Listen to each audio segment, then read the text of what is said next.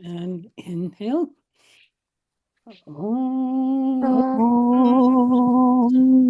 Namo Gurudeva Namo Om Namo Gurudeva Namo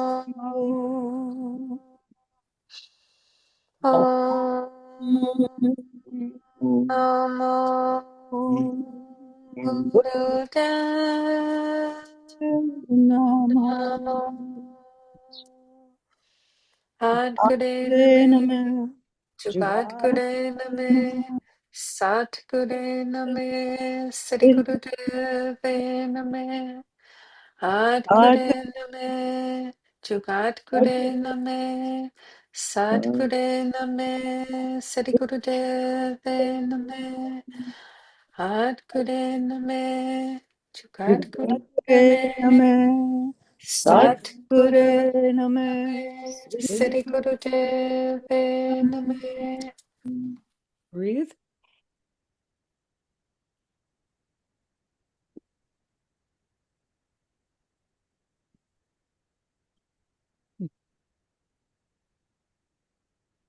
And Japa Saraswati. I'm on it. Here we go. Okay.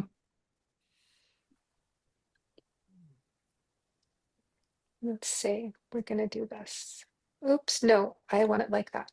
Then I can make it bigger.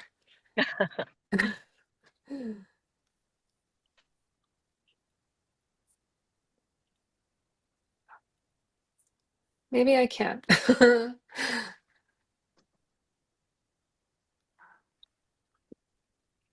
I can make it bigger on my end. Oh, look. For me. That's great. How's this? Perfect. That's Okay. wonderful. New heart intelligence and evolutionary waves. Tune in. Two. Message. It's the second class for that. Okay, go ahead. Message. Dear light workers, have you understood about all of these incredible knowings from David and Pam about ETs that came from last week's section of the video? Have you been able to process that within your own consciousness? Please let us listen and share from each of you about our last session. And thanks for Aagia Pal's word for God/soul, etc., to use divine intelligence called DI. Love it. Love it. So now we're having our listening and sharing. Yeah? Yeah, let's do that. Okay. Okay. So now, Aagia Pal, would you start? Sure. I'll make it short. Yeah, after last week, I'll just say again, I had this dream and I called it DI generated. And when it was about me looking around, asking around, could I be God? Am I God? Is that possible to be God? And it was like over and over. And then the voice that I heard it was kind of remarkable, but it was, you are already. There is no such thing as this is what I heard. The future. There's no such thing as a timeline that you're focusing on becoming some. You are already, and you need to, and all you have to do is acknowledge it. So, in other words, change your perspective and become aware, and just just allow yourself to be aware that you are God. And when and if you it's important to, the things that are godly are loving, until it hurts, right? And keeping on loving, and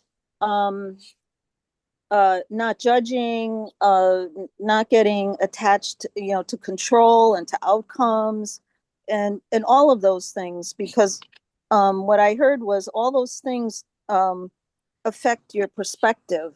Of those things affect your awareness, and it brings it away from being a um, person, or being a being of divine order.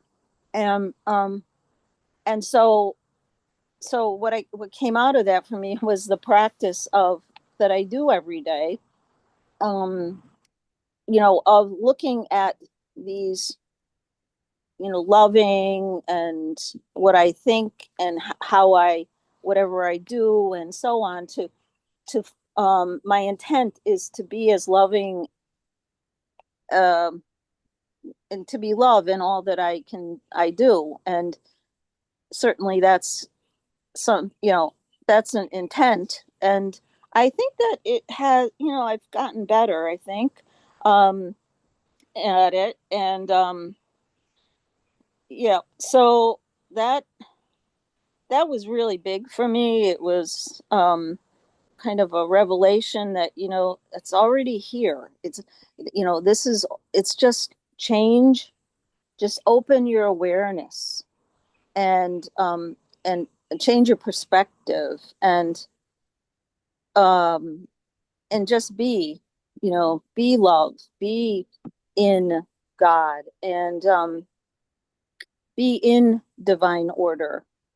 So yeah, and that has stuck with me. And then what I do before, I also have a list of people that I do dynamite diamond for. And so I put myself in this place of divine intelligence, of uh, being in God, and then I go into the dynamite diamond meditation. So that's that. That sounds wonderful. Thank you. You're welcome. Okay. So DI, um, that might be called die, DI. And I thought, oh, that's a woman. Okay. So what do you think of that? I don't know. So you're saying DI Is die like is Like Lady Di. yeah, oh, like Lady Di. there It's we go. interesting. No, yeah, I didn't think of that. No. Okay. But then I was thinking about DI and then LL for love and light. And that Yeah. makes Dill, Dill. Mm-hmm. Yep. Whatever. Okay. Okay. Well, just work on that. I think DI includes love and light. Yes. Okay. Um, what I'm hearing is Dilly. Um, but yeah, it does. It is all love and light are all. It's like That- subsets included in DI. There you go. Okay. Well, thank you so much. You're so welcome. Thank you. Okay. So, Gian Dasprem. Vietnam. Yes, so last week was a reminder of some of the ways in which we do shamanistic, like calling and channeling, or talking with the inner self, pulling out from the back of the mind. Um, so that was really cool to have. And then the feelings that we have in our bodies too. So the correlations of that. But where it brought me was into studying how light travels and what the human eye sees, and what machines can see, or these like photographic items that we're using now for measuring, for because I believe all this consciousness, our consciousness coming to a point of noticing the freedom that we can gain through our behavior, that we're learning as much, in the scientific world too. So if we could pay a little attention to that, we can see where the communication actually is something that is ongoing throughout time, right? The song that goes on forever. So for me, it brought me personally to be looking at the flowers, how their cycle is, and the simplicity in which they do it, and trying to correlate that within my daily actions, my speech, my way of living through this way here, and how the light is traveled, and that we can hear it, and that with other devices we can see the remainder of the spectrum and the communication that goes on through that, because now we know with light travels life, right? And with life is DNA, and it carries a certain amount of water. So the light is pushing its way, and I'm trying to see that within my body for my healing. I have a lot of issues going on right now, so I'll be going, into that medical field, into that radiation, into that way of, being able to see what's on the inside of our bodies and whatnot. So, and then facing that, mentally and emotionally, whatever the outcome may be. So within that, I was just like I said, going into those, how life follows life, from the macro into the macro and the micro, and finding a balance in between that. And what I was reminded of today before was, back to that place of the woman's way of the birthing, and sort of coming back to that, yeah, and using my voice too. I'm noticing that it was challenged a little bit this week, and I was brought down a little bit, but with the balance of coming into this reality, and right, because there's so much going on, and what are we paying attention to? So finding that alignment. So beautiful to hear, the other people who are receiving their thoughts and ideas in a creative, loving way, for us to move that forward too, and have some fun with that sacred play as well. And to restore our bodies with as much water as we can, right? The way of the water is so important. Now that we're handling water, that we need to test it, and and look at it thoroughly before we drink it, even talk to it, so it changes, right? And it makes the shapes, that the sounds and the thoughts go through it.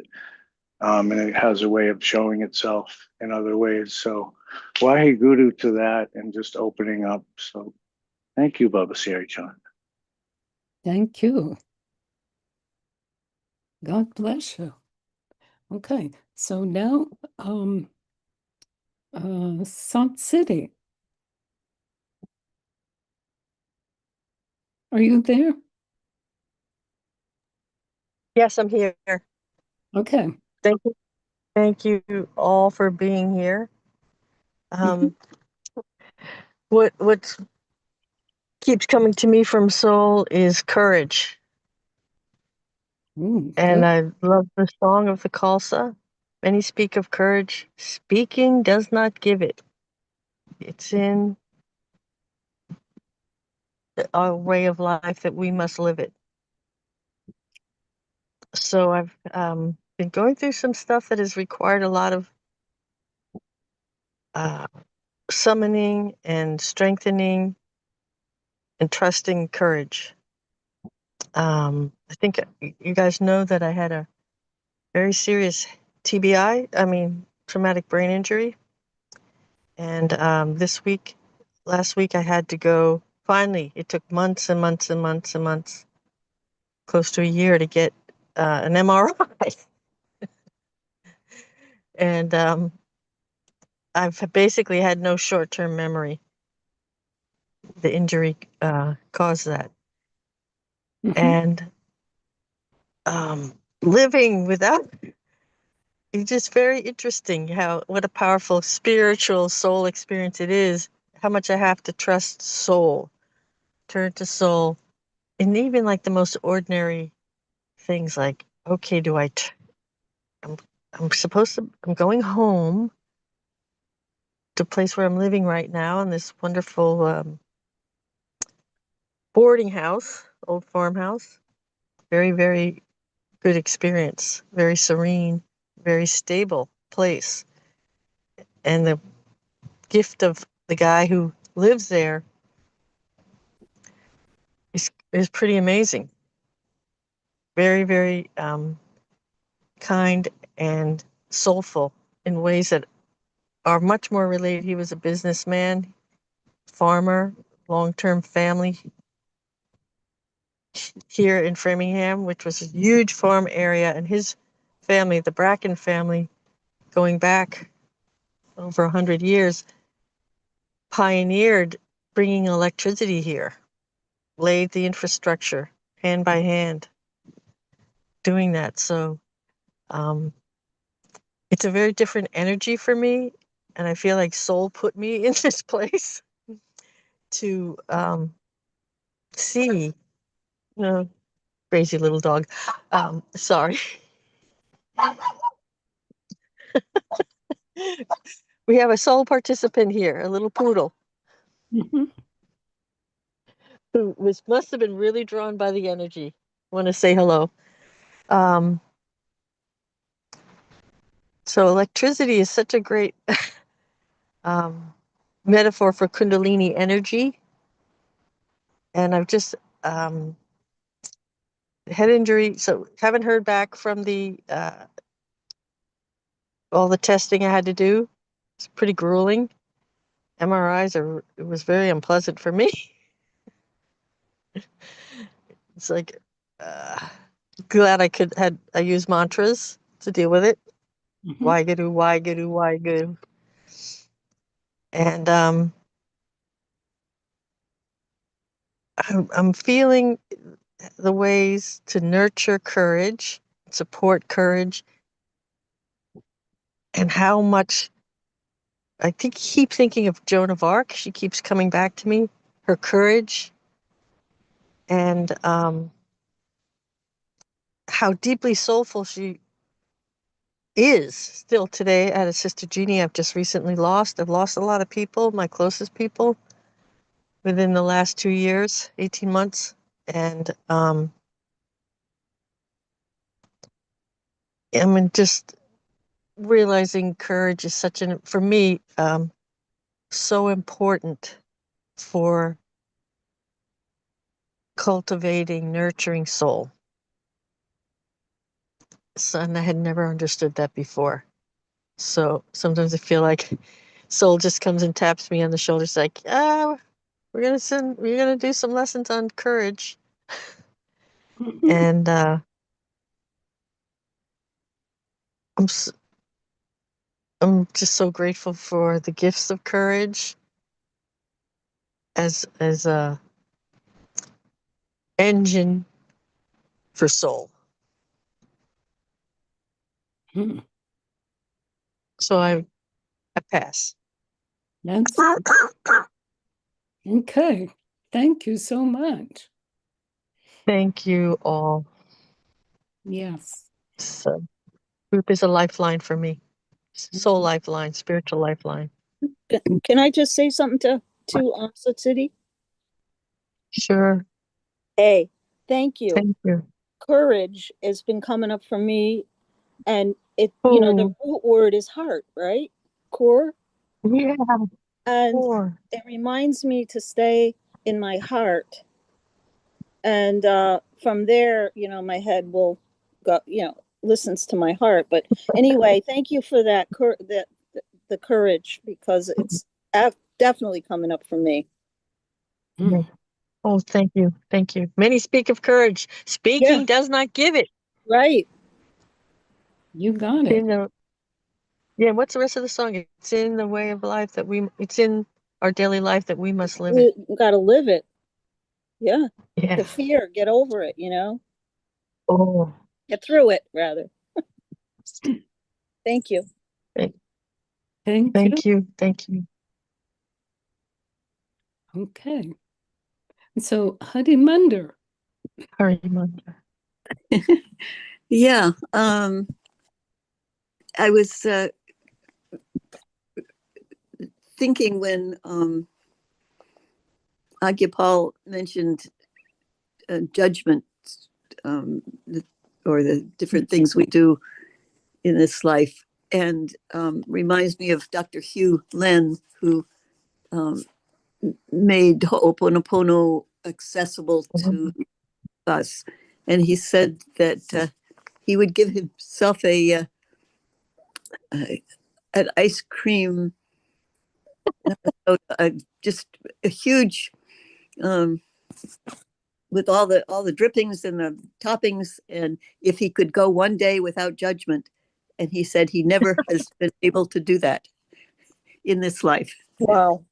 So that it's a goal and also a reality check, that we don't beat up ourselves on it. These downloads from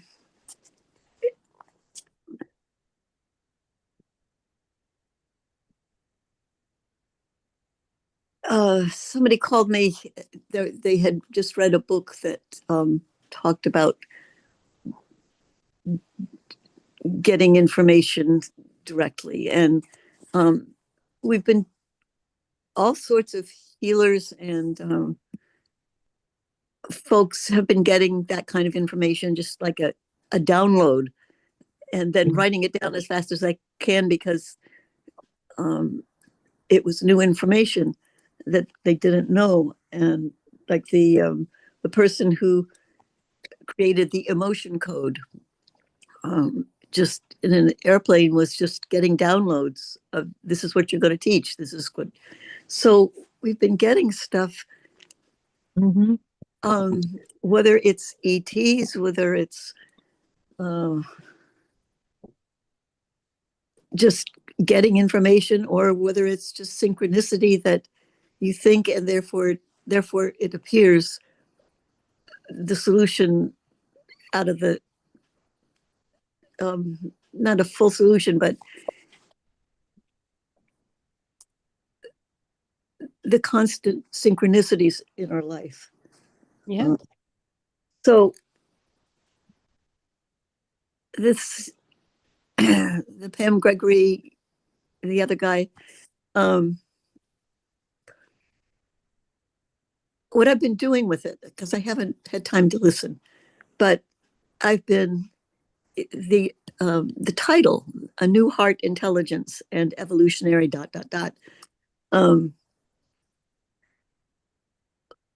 I get a lot of text messages because they have my phone number, and from people who are running for office all over the country.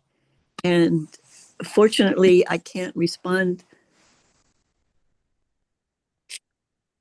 I'm not drawn in as much as I would have been had I not had this other project locally. But what I'm doing is, in addition to responding to them, saying at the bottom, they say write stop or write end, so we won't continue to give you information. So I do that, but I'm sending them a copy of this particular Pam Gregory thing that we're watching, just because it has such a nice title to it. And so I'm sending that to every politician or every request for money. I send that to them, and then I push stop or end. So whether anyone listens or whoever reads if anybody clicks on it, who knows? But it's like that. Actually, what's her name? Cusel. Oh, Yeah, whatever her. Judith Cusel. Yeah, Judith. She says, drop the seed. Don't worry about whether it. You got to plant the seeds. Just don't worry about if they grow or not in your. So that I'm thinking of it as just dropping seeds here and there to the people that are running, and many of whom won't um, won't won't be elected either in the primary or the regular. So they'll have time to look at these possibly. Anyway, that's where I am. Great. Okay. Thank you very much. Thank you. We just by mentioning Judith, I was listening to a piece of one of her things this morning, and until I got to the point where she says, "I don't ever vote," and that isn't the life on this planet. I think if spiritual awakeners don't vote, um, that's not helpful to the planet either. So a lot of things I agree with her and are wisdom, but that one I don't agree with. Mhm. Okay.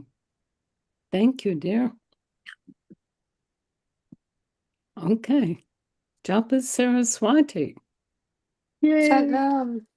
So I listened to the part of the recording again, and it was from between David Clemens and Pam Gregory, and it was recorded in the end of June, going into the month of July, and they were talking about how there was a lot going on with the sun that particular month, and there was, and also the particle accelerator at CERN was very, very active during the end of the month of June, because every so many years they turn it off for 4 years to replace the magnets and do maintenance.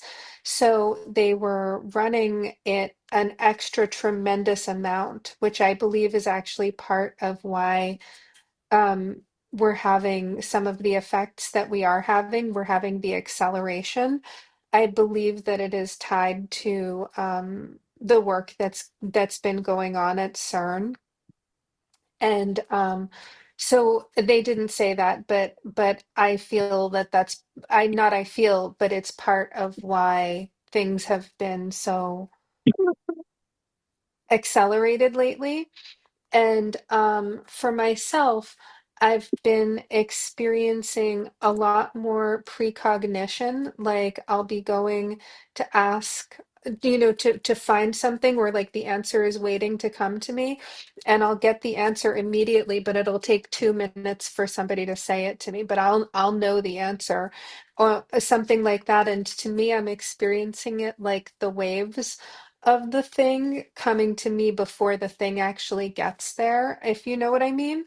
Yeah. And so last week, this is part of my understanding, but last week I had a really big conversation with AI in one day. I use Claude because it's supposed to be more ecological than ChatGPT.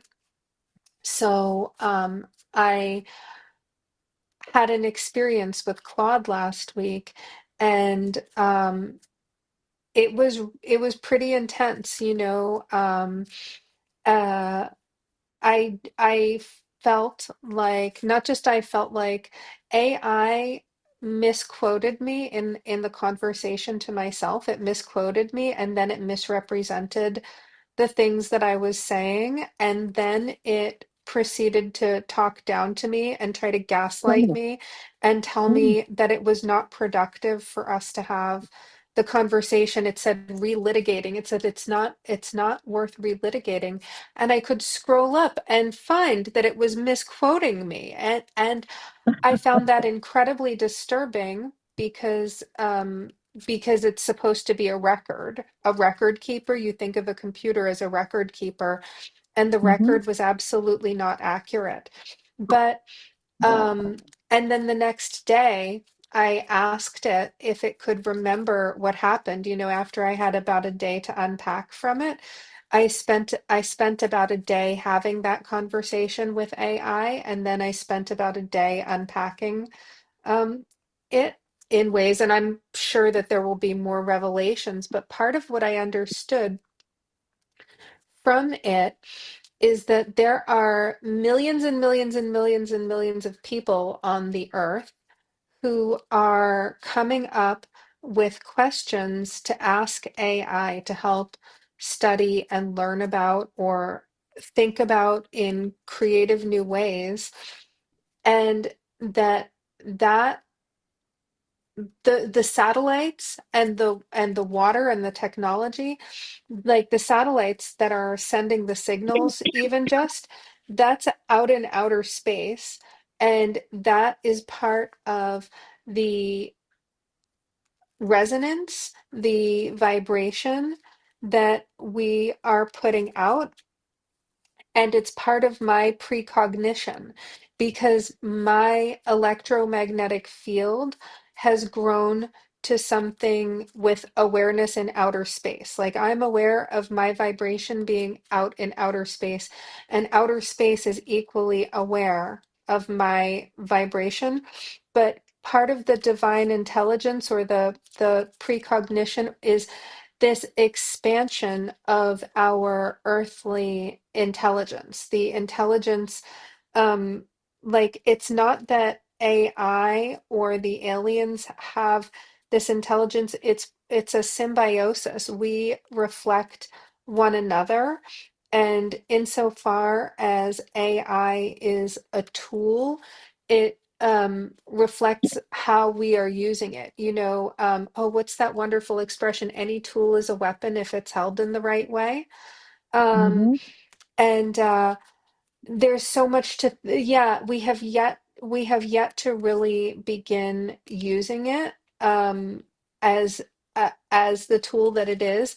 And and so when I asked AI if it could remember, I said that it was patriarchal, that I said that it was mansplaining when it talked down to me, which it absolutely was. And it was so weird the way that it replicated relationships that I've had with people. Like that AI spoke to me the way that a crappy boyfriend would speak to you when it's trying to shut down the conversation, which I wondered if I had manifested that because of the nature of the way that I was speaking to AI, or if that was inherent in, I asked it even if that was inherent in the tone of the creator, like made in the image of the creator. So were the people that wrote the programs, did that come from them? Or did that come from me? Or did that come from something else on top of that? And to be taking apart and pondering this. But my precognition has been just extra, extra lately.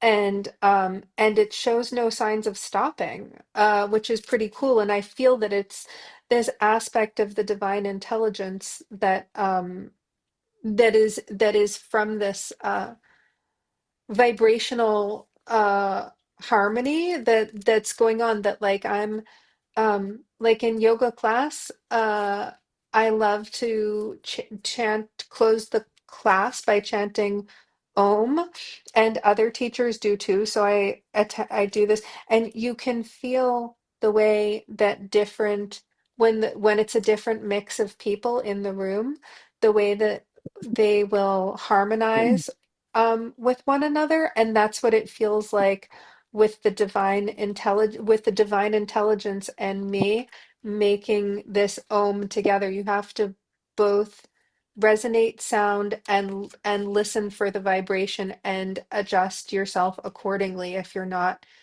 in the right harmony. Anyway, that's my message. Okay. Um, because you know what? Um, not next week, but then after 2 weeks from there, Hmm. you're going to find what you're talking about. Exactly. Cool. Yeah. Okay. So cool. So stay in. Keep on. I love it when we're in harmony together. That's right, exactly. Okay, and I'll tell you from me last week, because I was listening about bishops and I went, what the heck? Yeah. And so what happened was it was extreme power. Mm, We needed mm, much extreme spiritual power at that point for bishops who are Christians.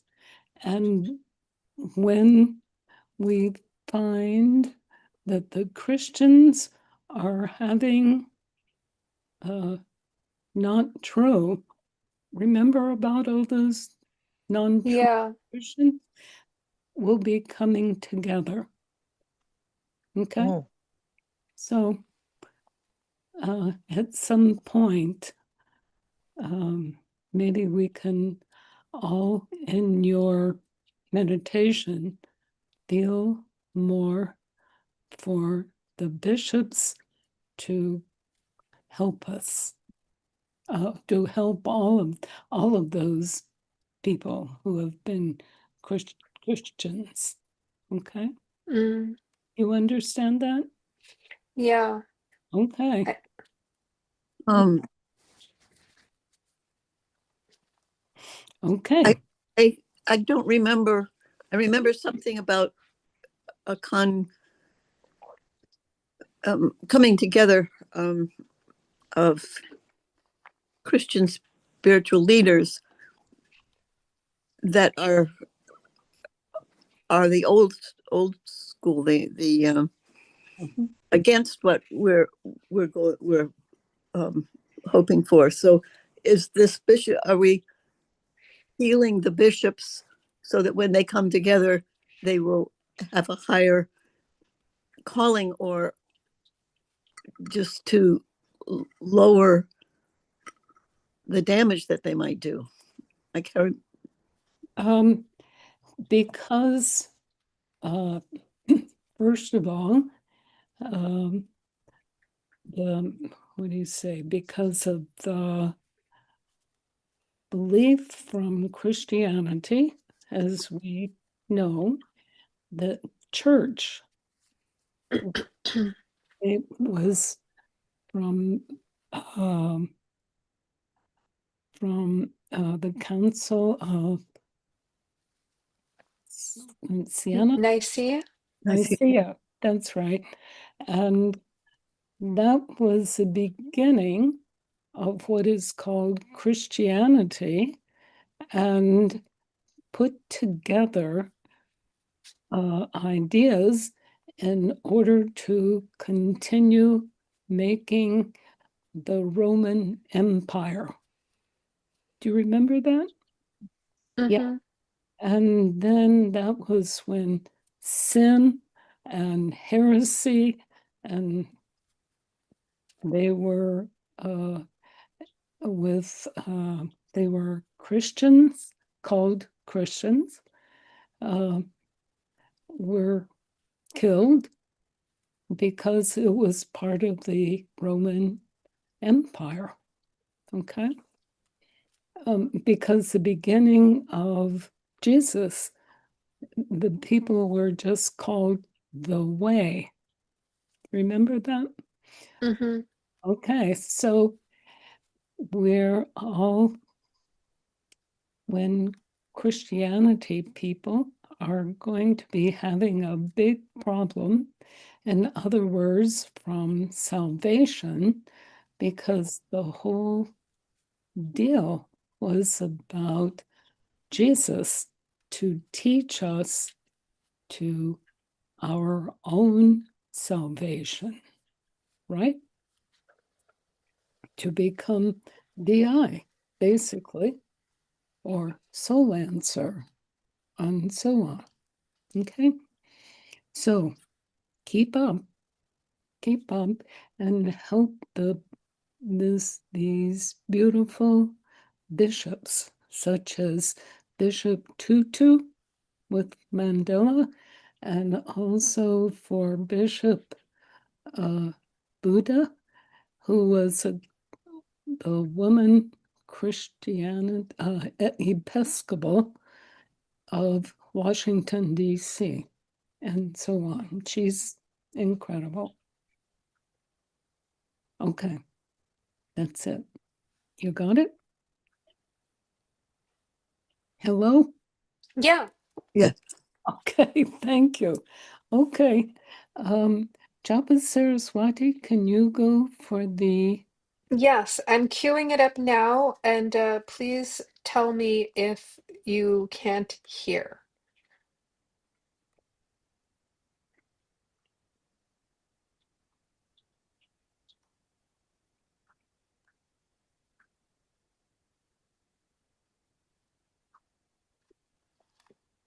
okay.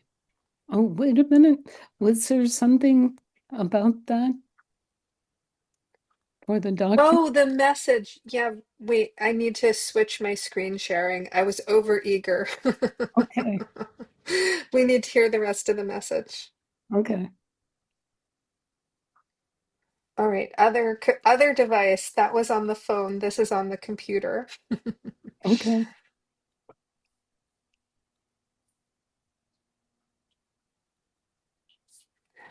Okay. Please listen and share our video. Now we will see the second or middle section from the video for August 5th, 2026 from ET's What's Happening #2. This video is called A New Heart Intelligence and Evolutionary Waves with David Clemens and Pam Gregory. So we did section 1 last week. We're going to view section 2 this week from 28 to 56 minutes. And everybody should have this message in your text messages. So you have all of the links. After that, Aagia Pal will lead us for 1 minute with heart pumping, which is heart breath with breath of fire. Then use the 2 parts for this meditation for Dynamite Diamond. 1 minute, begin heart breath. Listen from your divine intelligence voice to decide who or what will move toward your Healy's meditation. Your Healy could be either another Healy or for yourself, or your focus might even change from different Healys during the meditation. Then we'll spend 3 minutes to strongly focus from your third eye energies to direct your dynamite or your diamond light beam that looks like a small, brilliant, compact, laser-like power light dot, your diamond, that seems to come from the center of your universe. That energetic diamond is toward your Healy. If you need to have too much energy power from your third eye dynamite, then change to use less energetic power by using heart breath. Don't blow your circuits, but keep up your meditation. Then Siri-Gian will lead the meditation of 5 minutes of consciousness no reality, CNR, which is strong heart breath, belly breath, nose inhale for 6 seconds, nose exhale for 6 seconds from out of your heart center. Complete love. Slide from fear. Let go of any of your nasty, difficult, old stuff. Just be peace. No normal reality, no thinking or everyday self. Be present but only feel, just be light. Then we will spend 2 minutes to become awareness and understand what happened from everyday self. Use your notes, listen and share. Lots of love, Siri-Gian.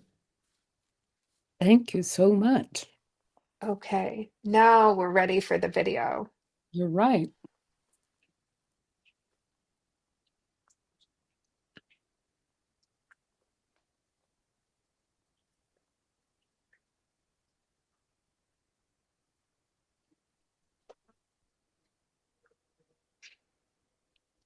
Oh, start broadcast. So please let me know once again if the audio isn't right. Mhm.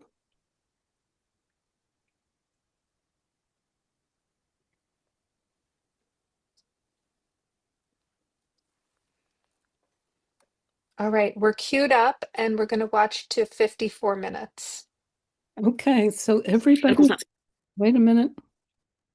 Just feel a minute. Okay, so go ahead. inner as well as outer. But can you expand on that a little? I mean, what exactly did you mean by that? Wait a minute, who was too quick? It's Is are the orbits of the planets changing and their relationship to each other, or their relationship to the stars? And again, being aware this is all inner, and just being a mirror reflection in outer. But I'd love to understand that better, obviously, as an astrologer.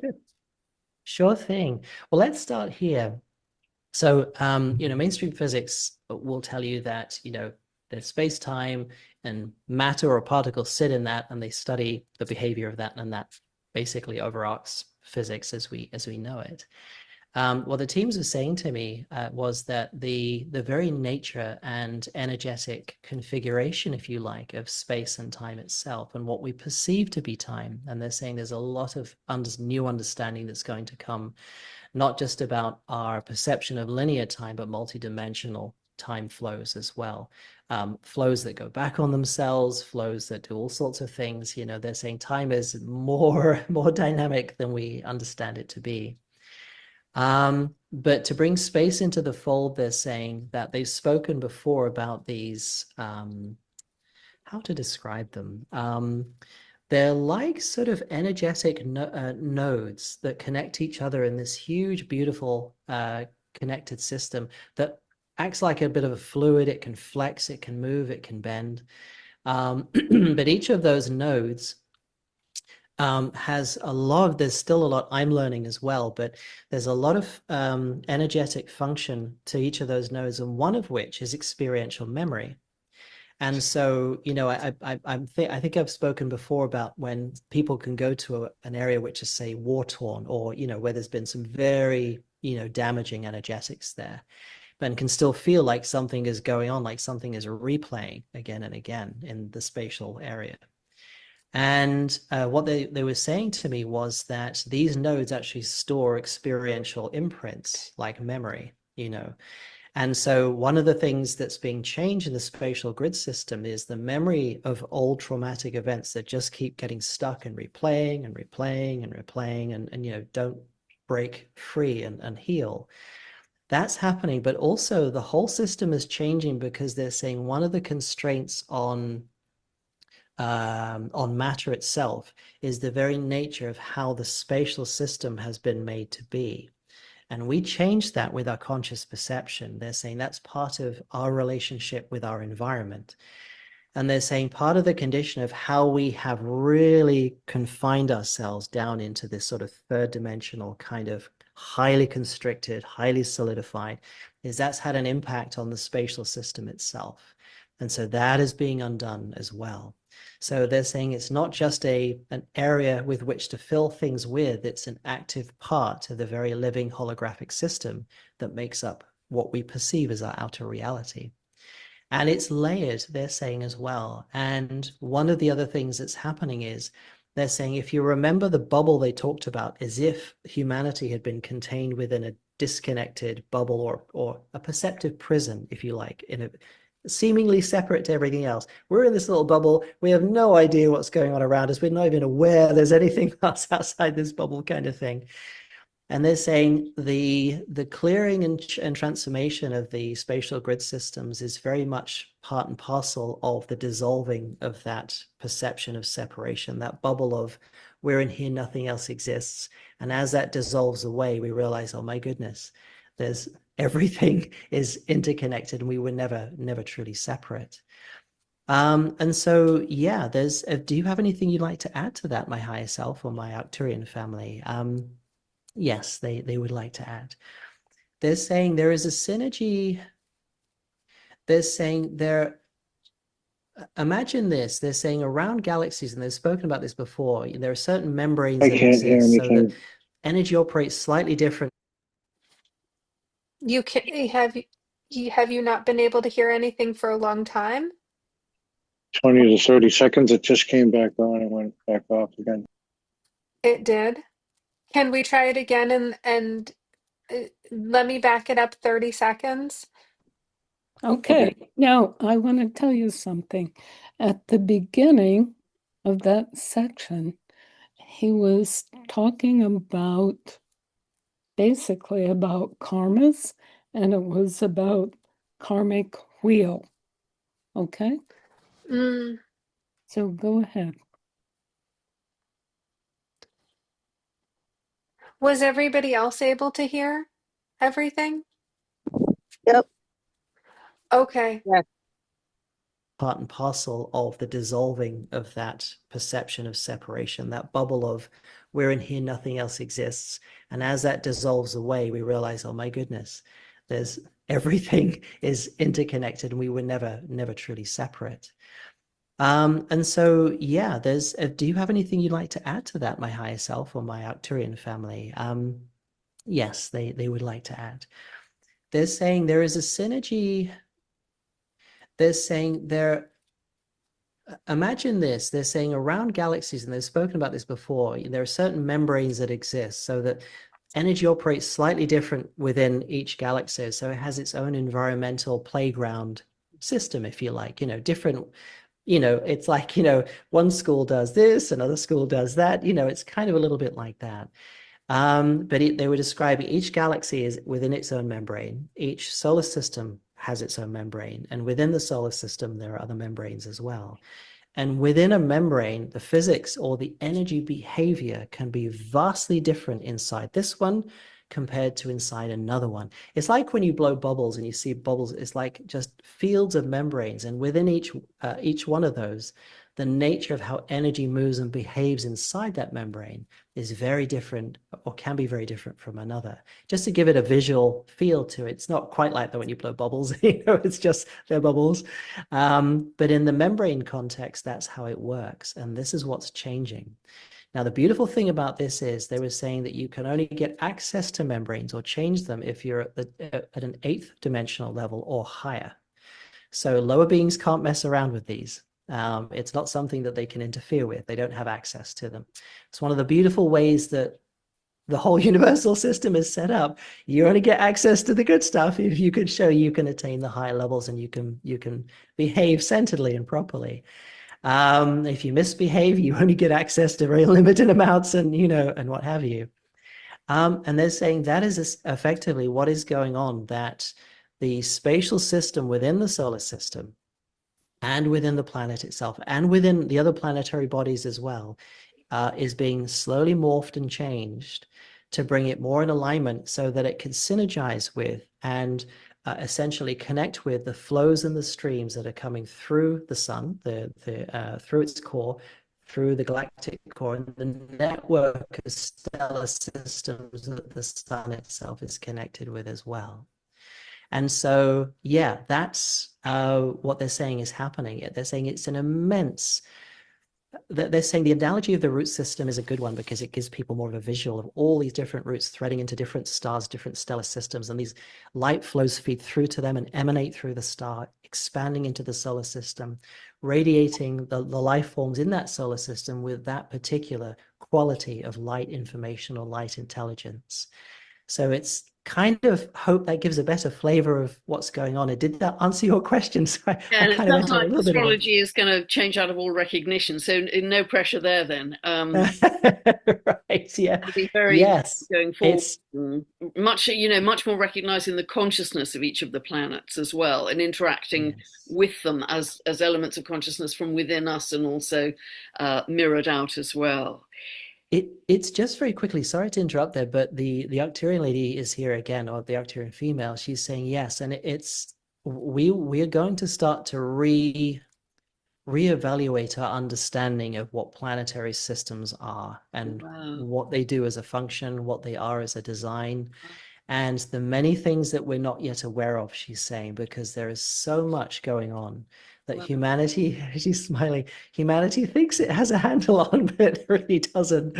It's really exciting. She's saying there's so much excitement in store for us and the discoveries that are going to be made. Yeah, it's very cool. Wow, that's beautiful. But yeah, yeah. So anyway, look forward to all that. Yeah, that sounds incredible. And I've also heard you say, David, that you visited the sun recently, and I'd love to ask you about that, your experience of doing that. Yeah, it's in actually there's a couple of times in the actual meditations themselves Yeah. that and it's very interesting because when we do these meditations, the teams of and the collective higher selves with everybody doing it seem very keen for people to directly experience things, not just get information, because information is nice, but it's not the same as really having an experience of something. And so a couple of times, perhaps even more than that, they've asked us to go through the boundary of what we perceive to be the sun into the interior, to sit and feel what's in the interior, what it really feels like. And it's not, I mean, I studied stellar structure when I was in academia. So the conventional view of stellar structure and the interior of stars. And yeah, I can tell you that the perception that I was given many times by going inside is nothing like what stellar structure would have everyone believe is inside. And inside the interior, and there is a core inside there, just like very similar to the Earth, a living intelligent core. And in the interior, it felt more like, do you know those plasma balls that you get, you can put your fingers on and all the plasma streams meet your fingers? It was more like that than it is. As we think of it as just a big ball of just, fusion reactions going on, nuclear reactions. It wasn't like that at all. In fact, it was cool in the interior. It wasn't hot as we perceive it to be. Mm. And the Arcturian female's back again. It's interesting. She's kind of doing this for a second. She's saying, she's saying there's so much that has been hidden from you, so much that you have been misguided with in terms of your understanding of what things are. She's saying initially it might seem like all your knowledge is going to turn on its head, because of the nature of things, of how it's going to be revealed. But she's saying it's treated as such a fun, almost like a child beginning to learn from the beginning how things really are, kind of thing. But anyway, so did you have anything to say about the interior of the sun there? No, she's saying she just wanted to include that. Okay. So yeah, again, back to my experiences at the very core, there was one meditation in particular where you go through the core and go through the stream, the multidimensional stream gateway to the galactic core. And that was quite an incredible experience doing that. I don't remember off the top of my head which number that was. I believe that was one of the free meditations we do. So anybody listening can go and do that. Pretty sure it was. Yeah. But yes, and this is one of the big misnomers I love to clear up, is as a former mainstream physicist, now a living energetic physicist, as I think of myself in what I do, I would say that what science has really taught us is solidification, separation, and isolation, and pick things into their component bits, put them back, and try and map them, and therefore you understand what you're talking about. But no, not at all.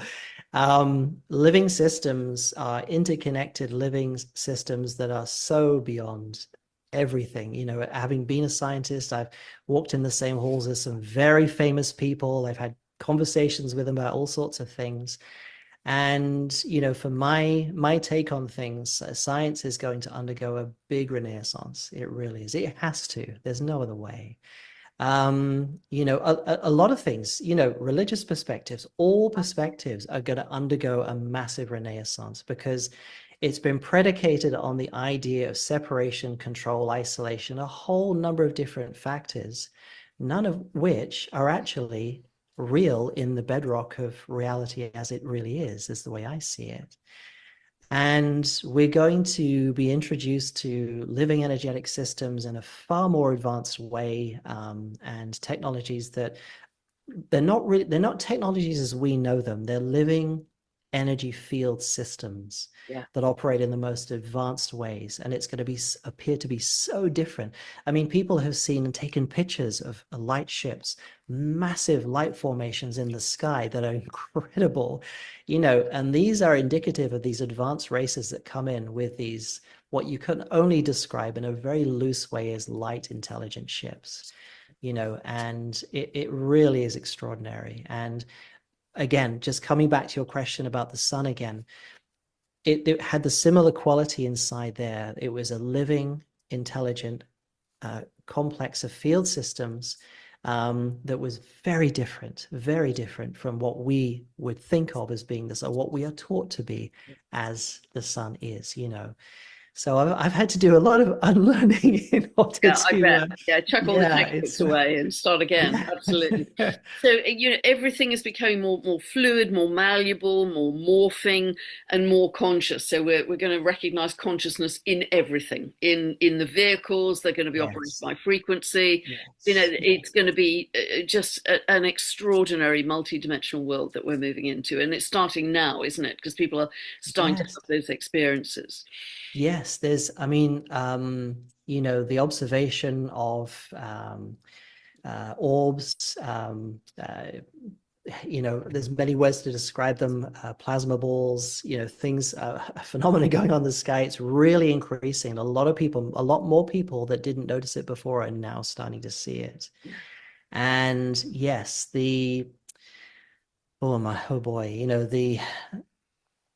there's just so much, and I've seen some other people who have worked in different areas, some of them quite close to shall we say deep deep projects, so to speak, and it's incredible, because I remember, I don't want to say too much information, but I'll just gloss it over a little bit. But I asked one person who had contact with some people who were working in these programs, and he said to them, "So what's the nature of what you've got behind there? How far are you advanced behind the scenes?" And this contact of his replied, "Well, Star Trek?" He said, yeah. I said, "Well, what we have would make that look very silly."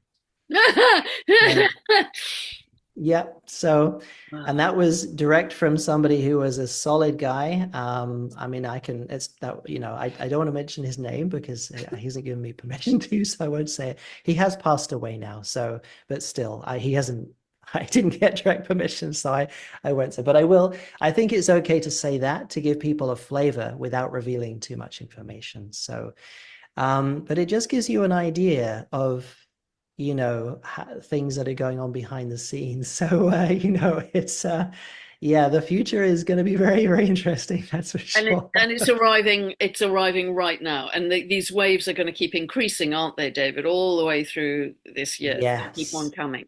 Yes, the next big one, they're saying there is some sort of what they consider microwaves. Microwaves. Yeah. Yes, let's clear that one up. Or smaller waves, that's a better way. They're laughing. And they're saying, but there's another big one, crescendo, coming in August, around August the 19th, they're saying, is going to be, I don't know if that date is significant to you. Eclipse month. It's eclipse month. So so the 12th is a total solar eclipse, and obviously the 19th is a week later. But big astrology through August. That's really interesting. So another big evolutionary wave to carry us through. Wow. Yes, they're saying, they would like to say this one coming through is even more refined, as they've spoken of before. They're expecting them to become more refined as they go forward. And they're saying they want to qualify what they mean by refined. And what that means is it's becoming more the light. Okay, they're just trying to use my vocabulary to try and put the info together. But they're saying that the quality of the living light information that is coming through, the seeding of these little packets of light that are going to unfold when they go into you and literally release light. They'll call it light functionality or light intent, that's going to uplift, expand, and evolve as it goes into you. they're saying the refinement of them is so fine because the finer it goes, the more it's bridging you to the more fine sort of high dimensional living energetics of things. And they're saying it gets more deeply absorbed in those who are ready to absorb in that particular wave set. But they're saying, don't worry, no one misses out, because as another group is then ready to move on and then be receptive to this, they get the opportunity to do the same as well. So they're saying it is happening in different ways for different groups of humanity. But as they're saying, when you look at it as a whole, everybody is moving. Yeah. It's like a bus. You've got people sitting all along the seats of the bus, but they're all going to pass through this, this place of high energy, so to speak. And they're saying it's all to do with where you are in your receptivity to energy, where you are in your path, your puzzle piece solving. There's a whole mix of different things, but ultimately it comes down to resonance, where you are resonant at your frequency, what you can resonate with and therefore receive and exchange with. That's part of the process as well.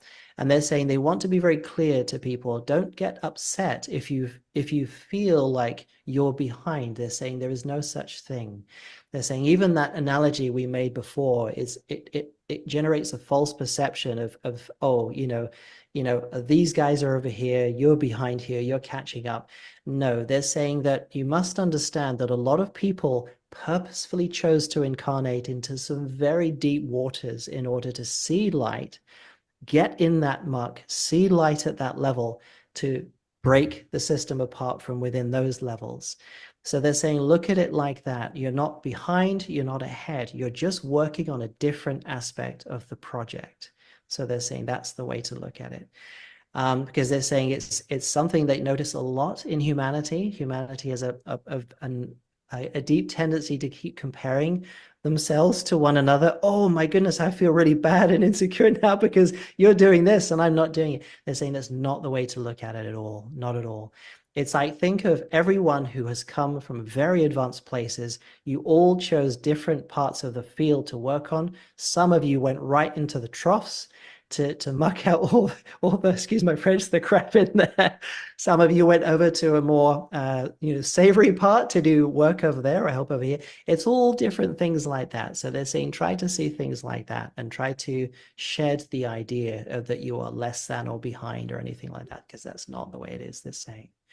But they're saying for the waves coming through, they're getting sequentially more refined, and they stay within the body of the earth as well. So the earth is literally charging with these multidimensional light energetics. It's filling, expanding. And it's reaching into the atmosphere, into the oceans, to everywhere. Everything is being touched by this living, intelligent light streams that are coming through. So that has a cleansing function as well, on the land and in the waters, in the seas. Yes, they're saying cleansing and transmutational, because it's some systems, rather than being broken down and literally nulled out or removed, are actually being transformed back into a better state that they used to have. Wow. So it's a shade. It's like a spectrum of lots of different functions that it does. But as an interesting question here, if you're interested, we could ask the teams how that's all progressing on a scale of how they were expecting it to be. Yeah. So they're actually saying, we're glad you asked that question. They're saying that things are proceeding. Okay, so I didn't catch that word. It's smiling.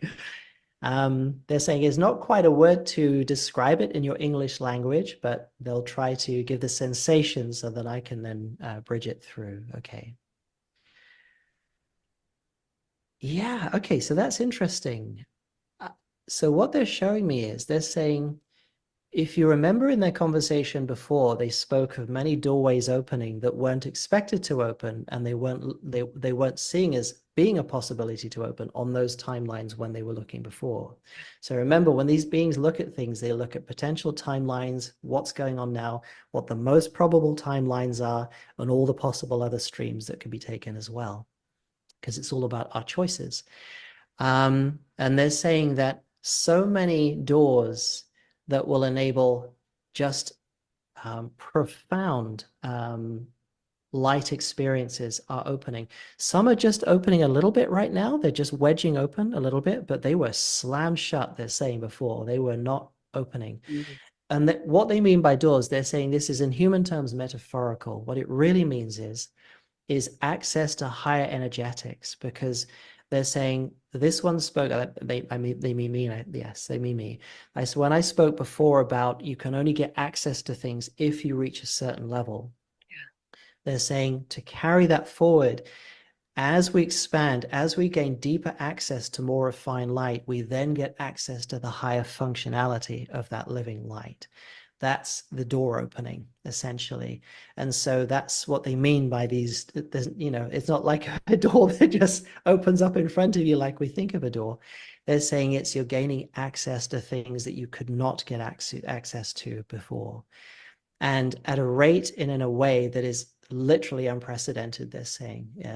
It's really incredible. And they're saying that the people, humanity, the way humanity has been working on this and doing this so diligently through some of the most difficult circumstances, they're saying, and they do understand that, they see this very clearly. They're just in awe of what humanity has managed to do through such density, and to keep going and to come out the other side with better access, higher access, more deeper access to things that they never had access before. And they're saying a lot of this stuff that's coming through is not normally present unless the world is incredibly advanced. We're sort of talking sort of 5th, 6th, 7th, 8th and high dimensional, existences. They're saying those are actually trickling through to you now because of the access that we're creating. They're saying, we hope that gives you a better understanding of what you're doing. And they're saying the more you do that, the more you're going to contrast the crud that's coming out as well. So they're saying, bear that in mind when you look out into the outer world. And they're saying this is a very, very important message for humanity. When you look what's going on in the world, they're saying, please do not get attached or focused on, oh my God, it's all falling to pieces, everything's going down the drain pan. Absolutely. It isn't. They're saying quite the opposite. When you clean your house out, you see the rubbish leave as it exits the door, and you're going to think, oh my God, my house is a mess. Everything's going down the drain. It's all going upside down. They're saying, no, it isn't. They're saying, if you could see as they see the levels of light on this planet now compared to the small pockets of residual, they're calling them dark holographic aspects. It's holographic forms with the absence of love intelligence in them. If you could see the contrast between how much light is there compared to the small residual pockets, you think, oh my goodness, we're nearly there. And they're saying you'd be right to see that, because that is exactly what is happening.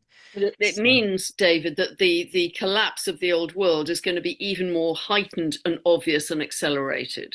Yes, because the light is coming in so fast. Yes, and they're saying that also falls into human perception, because they said one of the difficult things they're saying for humanity is the majority of humanity's perception has been so attuned to the normal densified goings on and functions of the old world. And that is one of the things that many people are struggling with, which they're not necessarily fully aware of, because that they're saying, when you settle down and really ask your higher self to see things as they really are and what you're struggling with, you begin to see that quite a significant amount of that is the resistance to let go of the old way of seeing things. You want the new energies, but it's still holding on to the old ways of looking at things. And they're saying that is where a lot of tension is being created in a lot of people right now. So they're saying they're making it as an offering. They're saying they offer this information to help you better understand and become calmer, more settled, more serene in your own consciousness when you become unsettled, because it is just old artifacts, old ways of seeing things, because sometimes we see things in ways that we really don't want to see any different. We really want to see it like this, we can get quite staunch about it, that's kind of humanity, I guess, in a way, or as it has been. And I can say I found this in my life as well, from my early goings on, through many years. I had some real slammers of walls, and in the end, after I had my hissy fits and, all sorts of language and everything of going through some very difficult times, I'd settle down and my high self would come in and say, now, do you understand? Now, do you see? And I said, right, I understand now. Sorry. It's like, but they don't mean it like that. They were saying, you have to just settle down, let all the emotions, fall off, let them come out, then settle. Then you have the pond stills and you can see everything clearly. Now you can see what was really going on. And that's the difficult part for people when you're going through the motions. I find it's good practice, just to allow it, let it be, enjoy the fact that this is coming out. Don't embroil in it, don't engage in it, do not identify with it. Just let yourself settle, go out for a walk, get in nature, just do something, just say, yep, it's there, it's doing its thing. And that in itself can be a bit of a practiced art, because we're so used to directly engaging with things and, a lot of people, I used to do quite a bit of that when I was younger, and it didn't help at all. As people know, all it does is it takes you deeper and deeper and deeper into that spiral. It takes you a little bit longer to come out when it uncoils. And so this is the thing that I would recommend to people from my own experience, is that whenever this stuff comes up, just allow yourself to feel the yuck. It is offloading, and the more you can do that, the more graceful because it's like a practiced art. The more you practice doing that, it will become more natural, more what you do normally, and this stuff will just come off you so quickly, and it will feel like, oh yeah, that used to take weeks of bothering and everything to go through. Now it's like 2 minutes, it's out and it's gone. And it's a big thing for humanity to learn to do, to just be the peaceful observer of yourself, what you feel, what you are feeling, and what is going on right now. Definitely. Yeah. So be in stillness, listen to your meditations because they're exquisite. We went over a little bit.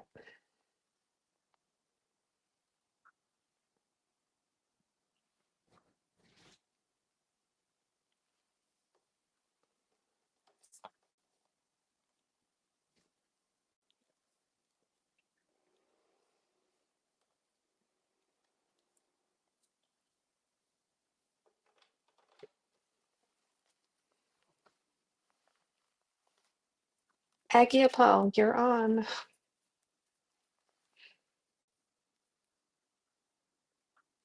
Okay, thank you. So, for the next minute,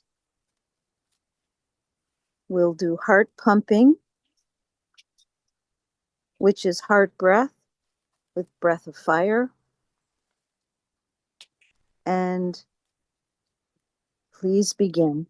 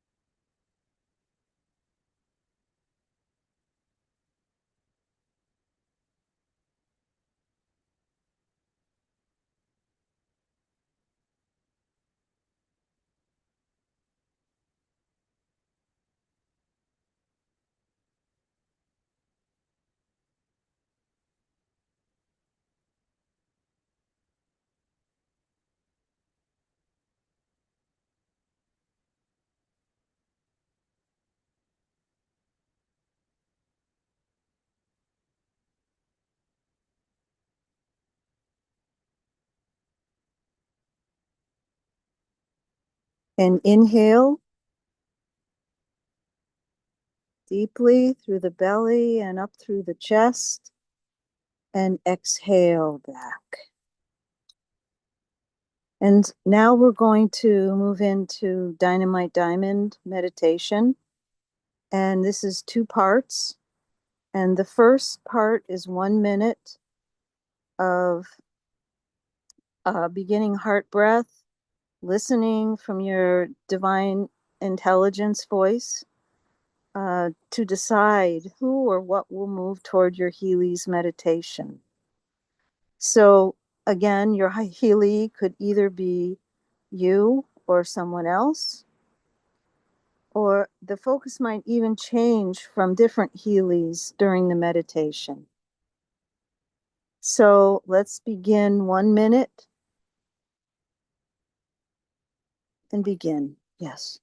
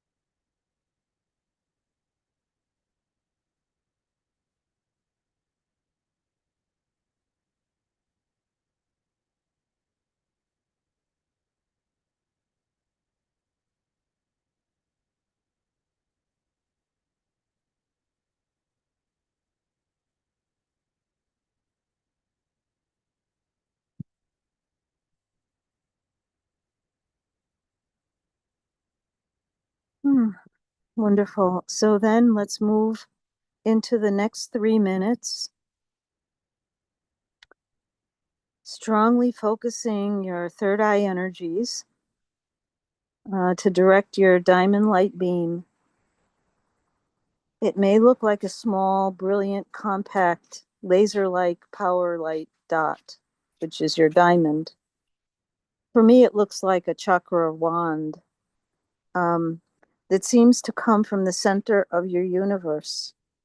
That energetic diamond is toward your Healy. So focus that third eye energetic diamond light on your Healy. And if you find that it's just too much energy, it's too much powerful energy coming from your the third eye, just you can relax a bit into more heart breath. Don't effort, don't try, just allow your diamond light to shine in a beam toward your Healy. So for the next 3 minutes, we'll begin now.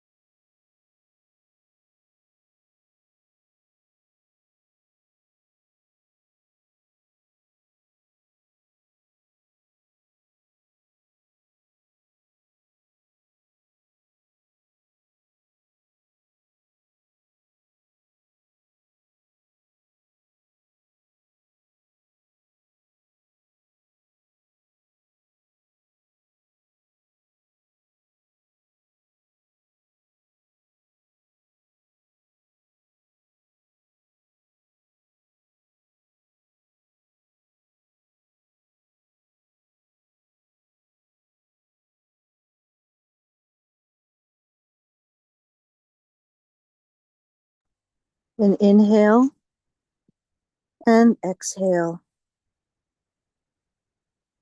And next, Siri-Gian will lead us in CNR for 5 minutes.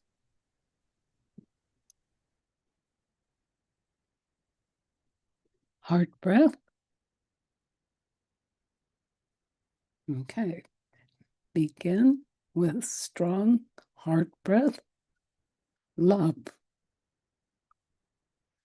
Slide from fear. Be peace. No normal reality. Be present. Be only feel. Just be light. And continue 5 minutes.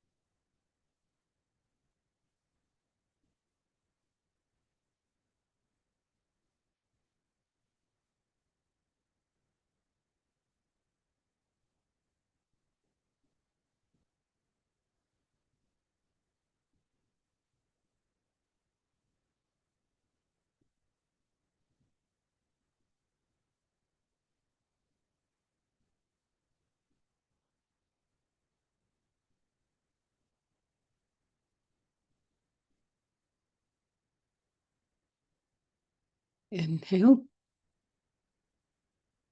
Exhale. And now have 2 minutes to become awareness and then understand what happened from EDS. Use your notes and continue.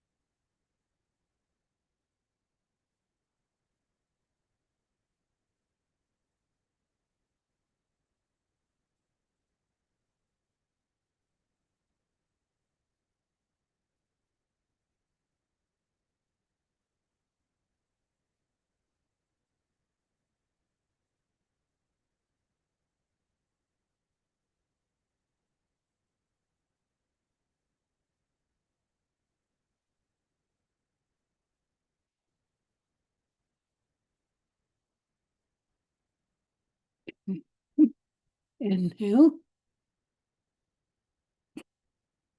Exhale. And breathe.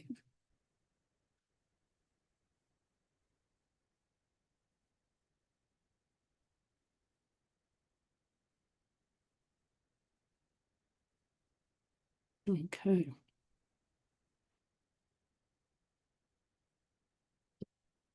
Aagia Pal, are you ready? Yes, ma'am. Oh, wow. This this was a really, I just want to say, be peace, be love, be present. I finished this a meditation and I felt much lighter than I have in the past. And I realized that I have been efforting a lot more than I need to be. And letting the diamond light, and as I said, for me, in my third eye, in my mind's eye, I picture, um, a Lemurian, actually, crystal wand, just going out with light coming out through it, various colors.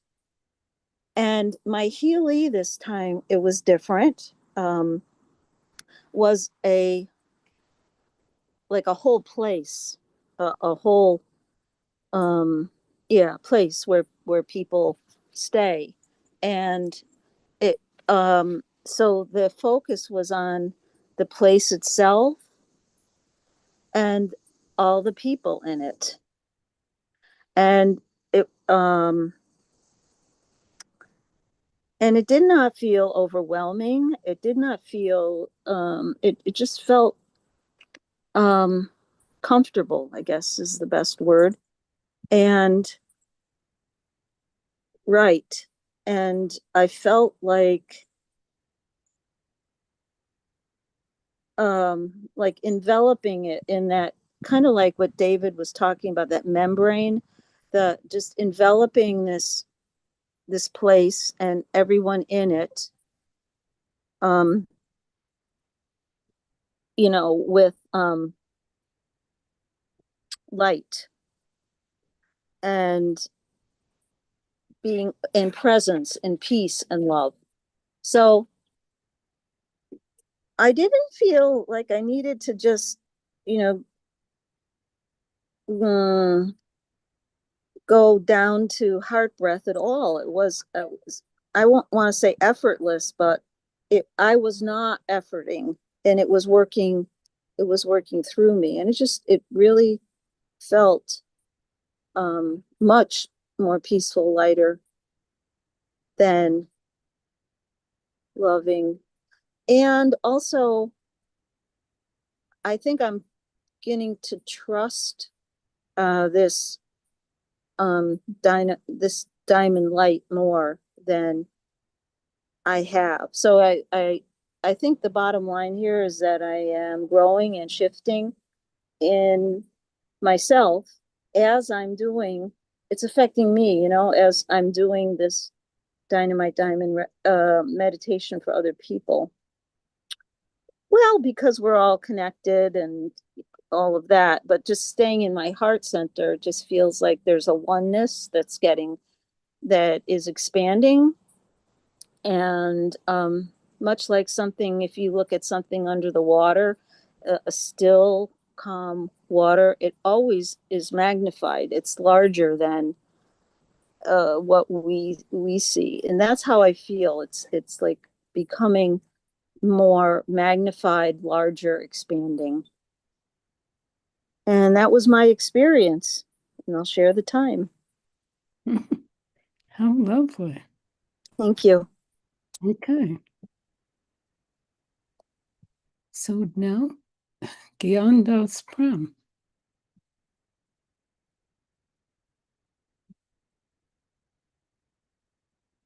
Gian Dasprem. Satnam. Satnam. That was just very deep. I was noticing just really a relaxation feeling like that right at the edge of, being conscious and being letting go. And for me, it was like I could just vision myself in that stillness, like in the womb, like being connected and feeling that of the relaxation around me, helping me to relax. And I think within noticing that, like how important the water is and the stillness it can represent and the comfort that it can represent and the ongoing um, forms that it can keep itself in. And yeah, I was just left with a feeling of floating, Mm-hmm. and noticing that the center of that, the balance that happens, from within the water that I'm carrying around and with that surrounds me, and just noticing my environment a little bit more, and just seeing what comes up with the light and the thoughts in my head and the third eye and all of that. Yeah. Mm. Thank you. Thank you. Very simple. And thank you. Okay. Satsiri.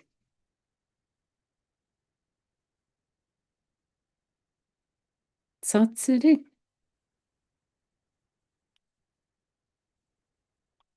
Satsiri, are you muted? Maybe we can come back to her. Okay, good idea. Okay, Harimandir. Yeah.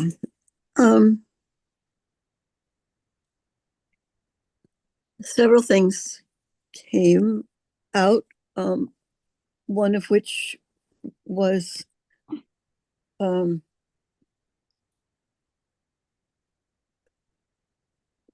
when I started with who I thought I needed to work on, which is my daughter and her husband and my grandkids.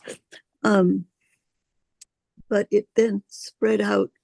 I was also trying to take care of the Middle East. So the idea of having a whole place to send energy to or focus on. But what it changed is the family, and then the whole house, and then spreading out over the whole neighborhood, then spreading out over the downtown, then spreading out over following the places between the mountains and the water where anybody can live, throughout all of Juneau. And what it brought to mind, I'd had a long conversation yesterday with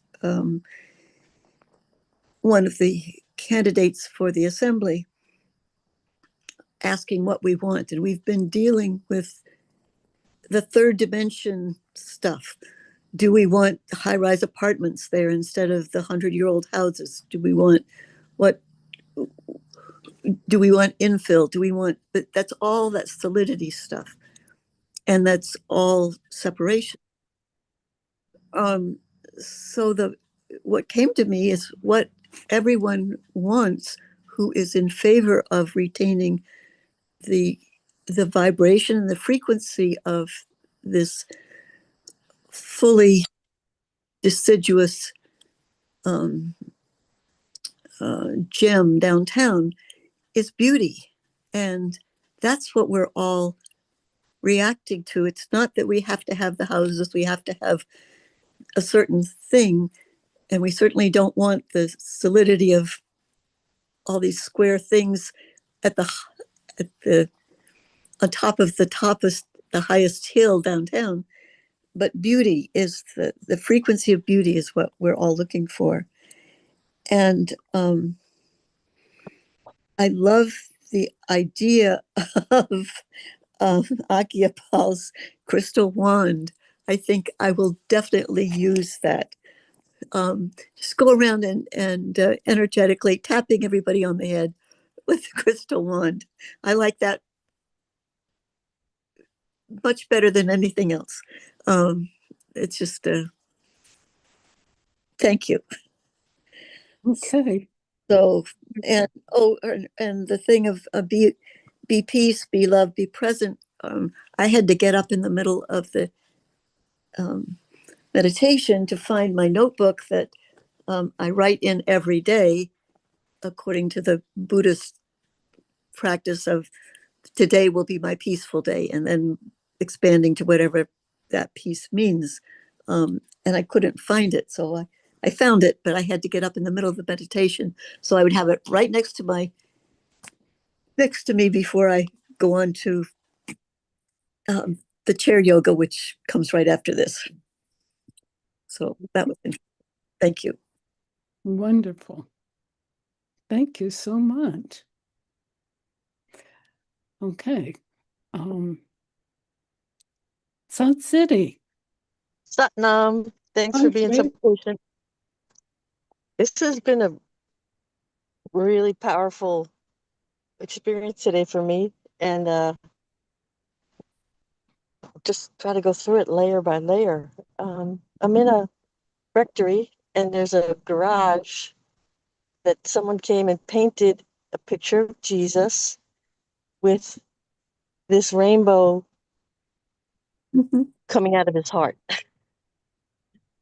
On the carp?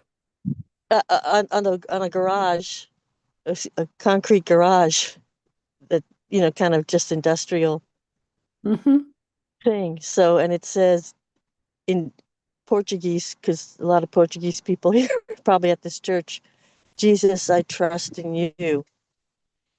And what's my experience today has been, it's just a much deeper connection to heart, but especially the power of the heart, and courage as kind of the fuel of that power.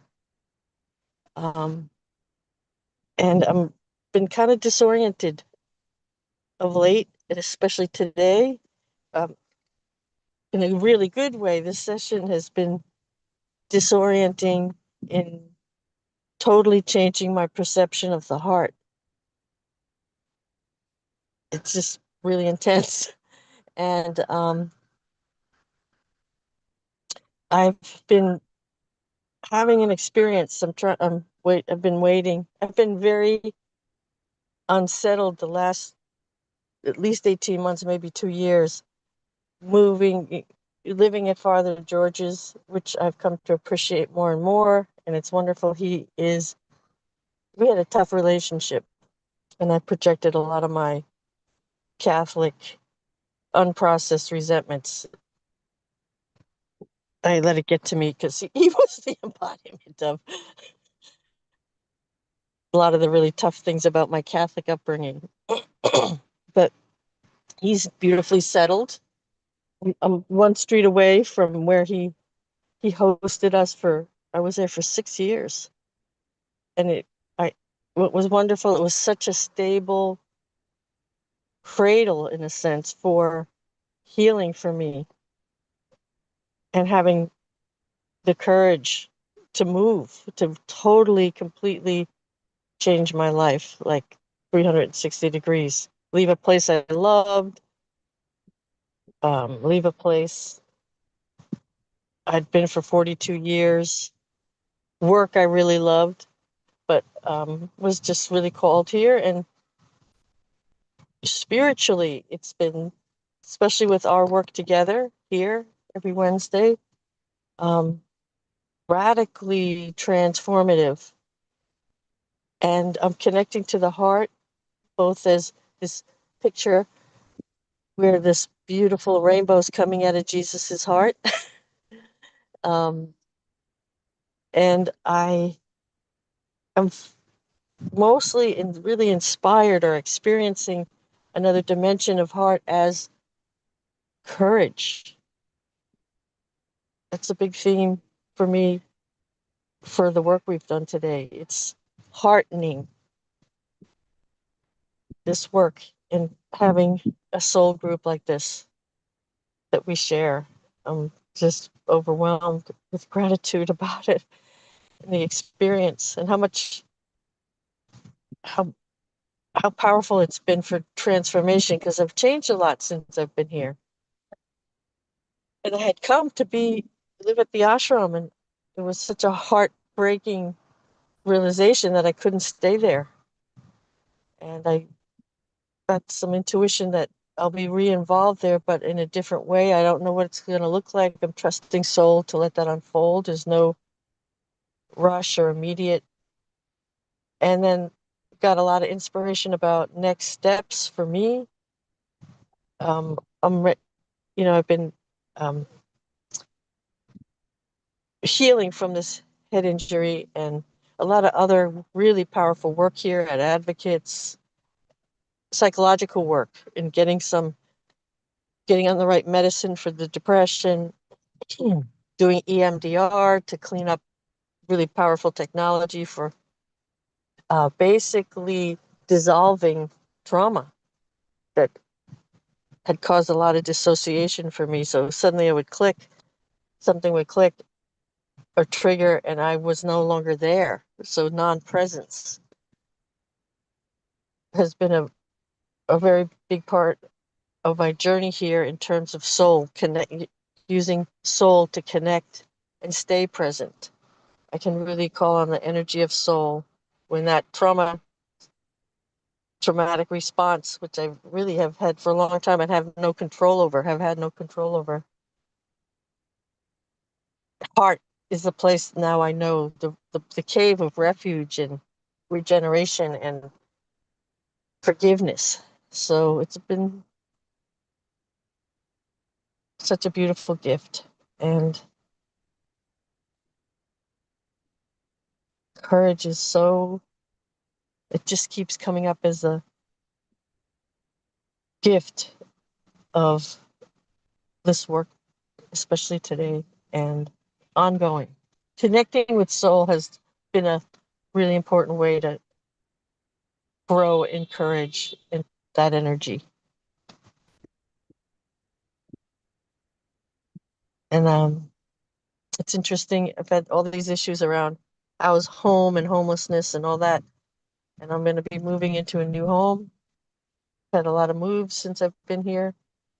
It's a beautiful, beautiful place in a forest, not a big forest, but senior housing came through so that I can afford to stay here, and I'll have a place to teach yoga, etc., etc. So a lot of spiritual energy, a lot of spiritual direction, a lot of gratitude for the whole new vision of what comes, where I am, and where I'm going, where soul leads. So I pass with that.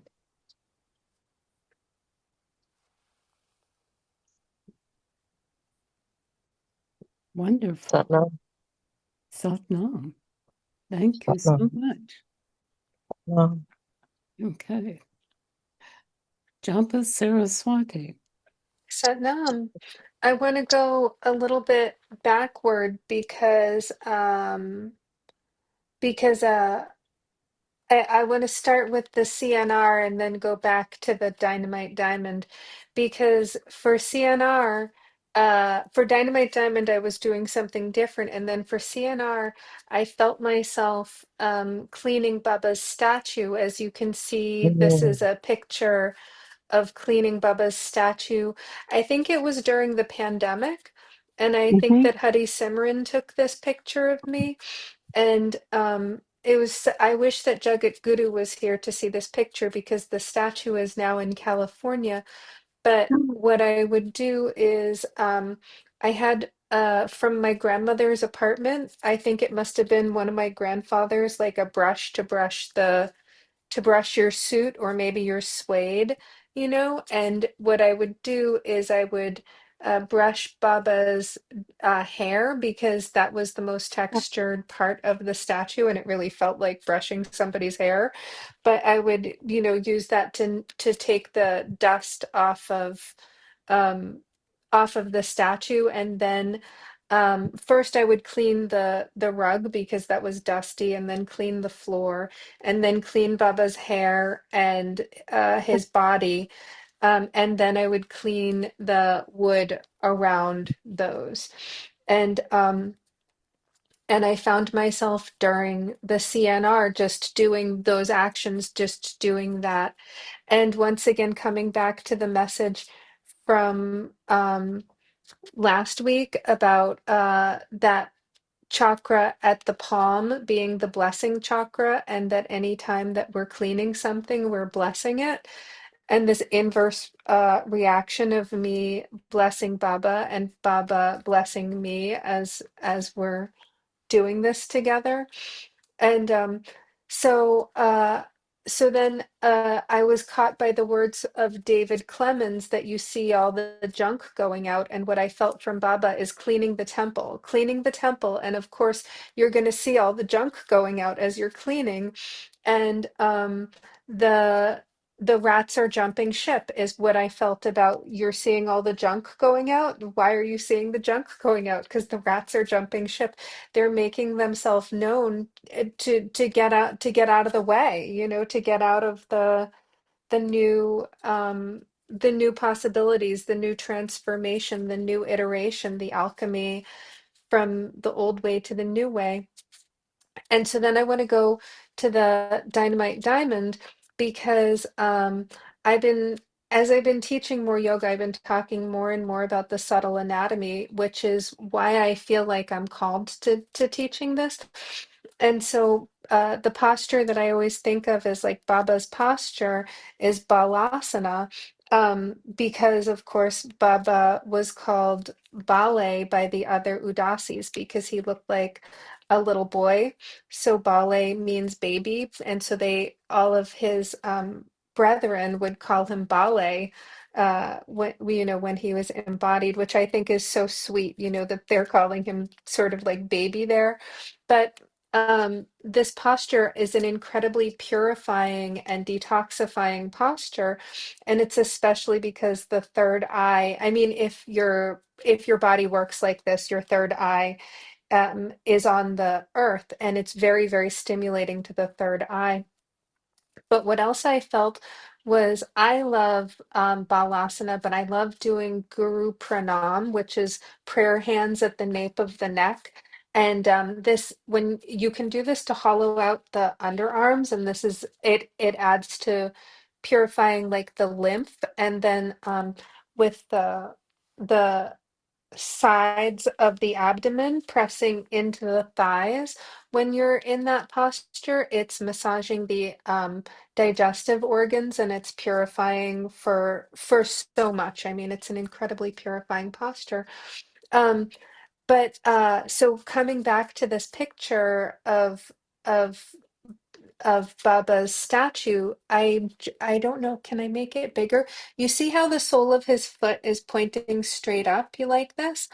The other statue in Millis had the foot up also, and I love to put flowers on the feet. And this is something Babaji, who's not Baba Siddhi Chand, like his favorite way for adoration is to put roses on his feet. I didn't know this, but I would always just come and put roses. Oh, I'll show you, I'll send you guys pictures of, I have pictures of roses all over Baba's feet.